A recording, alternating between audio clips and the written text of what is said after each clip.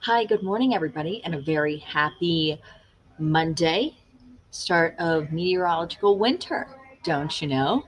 So it is definitely looking and feeling a whole lot like winter out there, that's for sure. We got some snow yesterday across the city, not much, but some valleys picked up about 1 to 2 inches. The city only picked up about a trace, which is just a few hundredths of an inch of snow, but very nice. We are well on our way to hopefully what is going to be an active winter. So, taking a look at some of the resorts yesterday, Snow Basin got 8. You can't see that. I'm sorry. Stand by. There you go. This is what we got yesterday. Snow Basin 8, Brighton 7, Alta 7, Snowbird 6, Park City 5. So some fresh new powder there on the slopes. Look at me trying to talk snowboard and ski. I'm from the Northeast. I know it's a very big thing out here, and I respect hobbies. I don't do those hobbies, but I respect that people come out here to do those hobbies. Since last snowfall, 258 days, which I believe is in the top 10 as far as days gone without snow. Trace yesterday, once again, few hundredths of an inch. So here's what's going to go down over the next couple of days. We're going to have high pressure that's going to briefly build in. That's where we see that nice ridging there, but then that is going to weaken by tomorrow morning. We're going to start to see that low pressure roll on in. That's going to be bringing in some light to moderate snow throughout the day. And then Tuesday into Wednesday, that's going to be our next best chance at any accumulation. After this system clears out by Wednesday night, we're going to have another brief break as that high pressure builds in. But then another low pressure system off the Pacific Northwest is going to weaken that. And that could be bringing us some chances for snow on Saturday. So, on and off. Big takeaway is that it is going to be rather unsettled. We're not talking massive snow accumulation for the valleys over the next couple of days. Maybe a couple of inches. We'll take a look at those totals here in a second.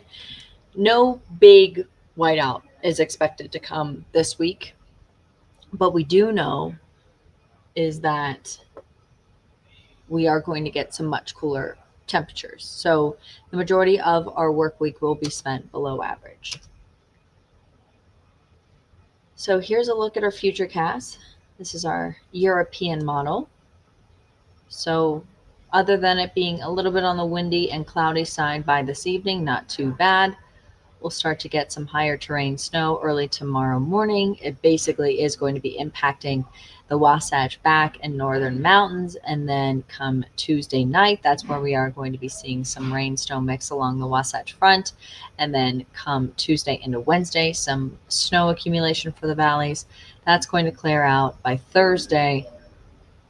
Thursday looking pretty good. And then come Friday morning, more snow. And then we'll see that chance for our weekend. So, pretty messy as far as trying to make plans and things like that. As of right now, it looks like the pick of the week will be Thursday. That does look like that is going to be the best day other than today. But today is just going to be chilly. So, what happened and why it's so cold is because we had that low pressure system move in Saturday into Sunday, and then it quickly cleared out. The skies opened up and it just plummeted our temperatures. Here's a look at, I guess you can call the second round of the week. So basically, tomorrow into Wednesday, Wasatch Front, 2, a trace to potentially 2 inches, but on average, a trace to 1. Benches 1 to 4. Northern Mountains 4 to 10. Elevations, I believe, above 8,000. And then Southern Mountains 1 to 4. Here's a more specific look at what our future snowfall could be looking like into early Wednesday morning. Let's extend this. Where does it want to? It's going to stop me.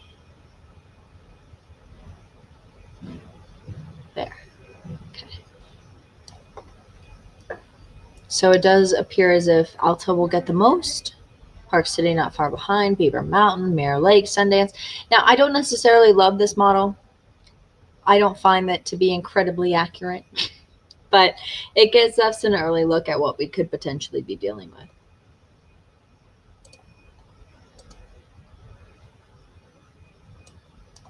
Temperatures across southern Utah, not bad. Low to mid 50s. And then for northern Utah,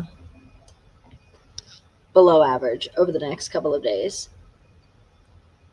Saturday, Sunday, chance for some showers. Not a complete washout.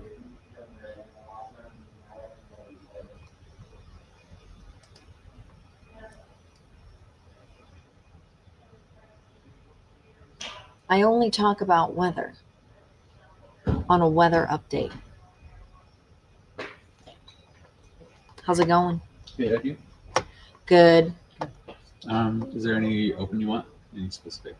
Snow, rain, Ooh, you can do snow if you want. scorching heat, snow. Yeah, scorching heat would be good. You got it. Thanks.